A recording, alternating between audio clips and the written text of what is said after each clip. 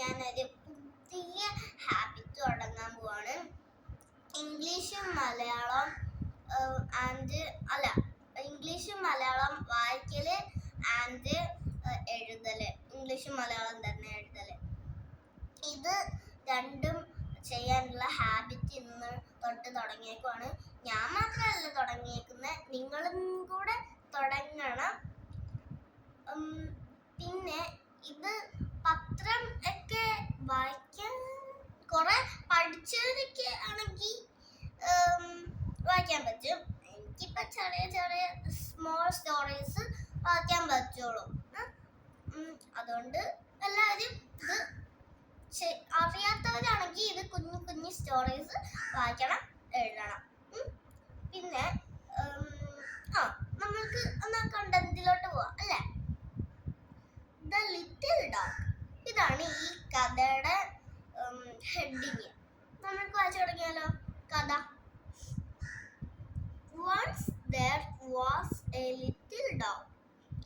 His name was Tom. Tom liked to play. One day, Tom saw a small cat. The cat was crying. The cat was hungry. Tom went home. He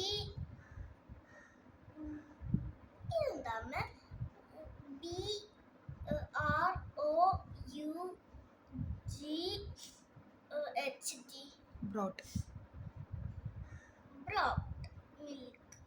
He brought the milk for the cat.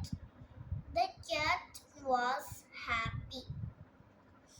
They became good friends.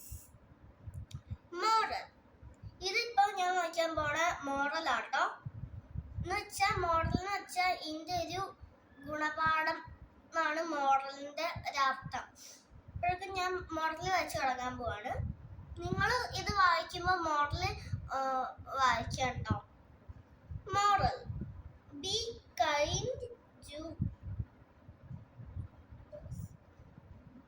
kind to others എന്നാണ് ഇതിന്റെ moral. Okay,